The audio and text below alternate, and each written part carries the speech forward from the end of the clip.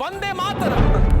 वंदे मातरम देखिए, के इस देश में रहना है तो वंदे मातरम बोलना पड़ेगा। कुछ लोग हैं वंदे मातरम गाएंगे। किया है कि मर जाना कबूल है, लेकिन वंदे मातरम गाना स्वीकार नहीं। देश के अंदर वंदे मातरम भी गाना पड़ेगा। তাহলে এই উত্তেজনার পিছনে আসল গল্পটা কি? চলুন এখন ইতিহাসের ভেতরে ঢুকে সত্যটা বুঝে নিই। মাত্র দুটি শব্দ, বন্দে মাতরম। ভারতের স্বাধীনতা লড়াইয়ে এই শব্দ দুটি ছিল ব্রিটিশদের ভারত থেকে তাড়ানোর এক মন্ত্র। কিন্তু আজও স্বাধীনতার ৭৫ বছর পার হয়ে গেলেও এই গানটি নিয়ে বিতর্ক থামছে না।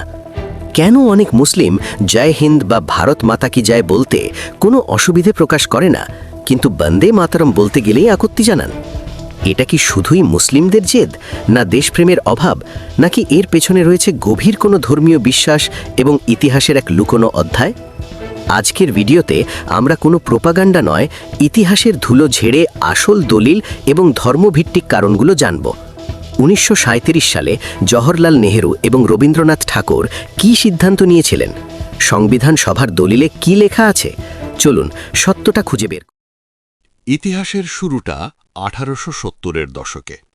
সাহিত্য সম্রাট বঙ্কিমচন্দ্র চট্টোপাধ্যায় বন্দে মাতরম গানটি লেখেন ১৮৭৫ সালে, যা পরে ১৮৮২ সালে তার বিখ্যাত উপন্যাস আনন্দমঠে অন্তর্ভুক্ত হয়। কিন্তু সমস্যাটা গানের জন্ম নিয়ে নয়, সমস্যাটা আনন্দমঠ উপন্যাসের প্রেক্ষাপট নিয়ে। বিতর্কটি আরও অনেক গভীর। আনন্দমঠ উপন্যাসের ভেতরে এমন কিছু উপাদান, সংলাপ এবং দৃশ্য রয়েছে যা মুসলিম সমাজের কাছে অত্যন্ত অস্বস্তিকর। চলুন বইয়ের পাতা থেকেই প্রমাণগুলো দেখে নেওয়া যাক।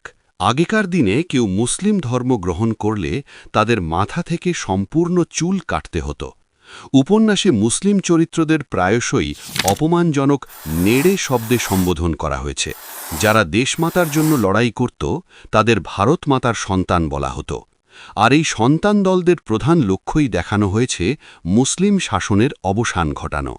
গল্পের নায়কদের মুখে ডায়লগ বা সংলাপ বসানো হয়েছে, আমরা মুসলিম শাসন মানি না, কিংবা মুসলিমদের তাড়াতে হবে। উপন্যাসের বর্ণনায় মুসলিমদের অত্যাচারী অযোগ্য শাসক হিসেবে দেখানো হয়েছে। কিন্তু ভয়ের বিষয় হল ভায়োলেন্সের বর্ণনা। বইয়ের পাতায় পাতায় গ্রাম পোড়ানোর দৃশ্য আছে। সেখানে স্লোগান দেওয়া হয়েছে, মার মার নেড়ে মার, শালাদের নামাজ পড়া ঘুচিয়ে দে। মসজিদ ভেঙে ফেলার বর্ণনাও সেখানে গর্বের সঙ্গে তুলে ধরা হয়েছে। সবচেয়ে বিতর্কিত বিষয় হল উপন্যাসে বন্দে মাতরম গানটি ব্যবহারের টাইমিং।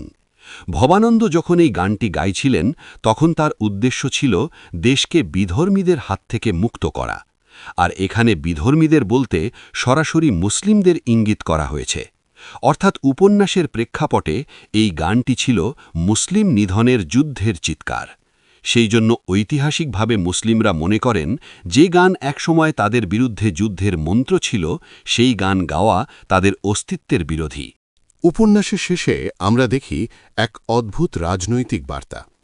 এক অতিপ্রাকৃত মহাপুরুষ বললেন, মুসলিম শাসন লুপ্ত হয়েছে, এখন ইংরেজ রাজত্ব হবে, ইংরেজরা আমাদের মিত্র। অর্থাৎ এখানে মুসলিম শাসনকে অন্ধকার যুগ এবং ইংরেজ শাসনকে সেই অন্ধকার দূরকারী আলো হিসেবে দেখানো হয়েছে, যা এই বিতর্ককে আরও উস্কে দেয়। এই জন্য শুরু থেকেই মুসলিম সমাজের একটি বড় অংশ এই গানটিকে তাদের অস্তিত্বের বিরোধী বলে মনে করত। অবশ্য বঙ্কিম গবেষকদের অনেকে বলেন এটি কোনো ধর্মের বিরুদ্ধে নয়, বরং তৎকালীন অত্যাচারী মুসলিম শাসক রেজা খাঁয়ের অরাজকতার বিরুদ্ধে লেখা একটি হিস্টোরিক্যাল ফিকশন। এবার আসি মূল ধর্মীয় বিতর্কে। কেন একজন মুসলিমের পক্ষে এই গানটি গাওয়া কঠিন?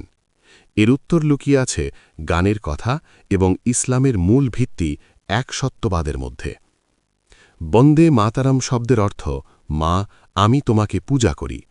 গানে দেশমাতৃকাকে হিন্দু দেবী দুর্গা বা কালীর সঙ্গে তুলনা করা হয়েছে। গানের মূল সংস্কৃত শ্লোকে বলা হয়েছে, ত্বং হে দুর্গা দশপ্রহারণী ধারিণী, অর্থাৎ তুমি দশপ্রহরণী ধারিণী দেবী দুর্গা। সমস্যাটি এখানে, ইসলামের মৌলিক বিশ্বাস অনুযায়ী মুসলিমরা একমাত্র আল্লাহর ছাড়া আর কারও পূজা করতে পারে না। দেশকে ভালোবাসা বা দেশপ্রেম এবং দেশকে দেবী হিসেবে পূজা করা, এই দুটির মধ্যে ইসলামে বড় পার্থক্য আছে।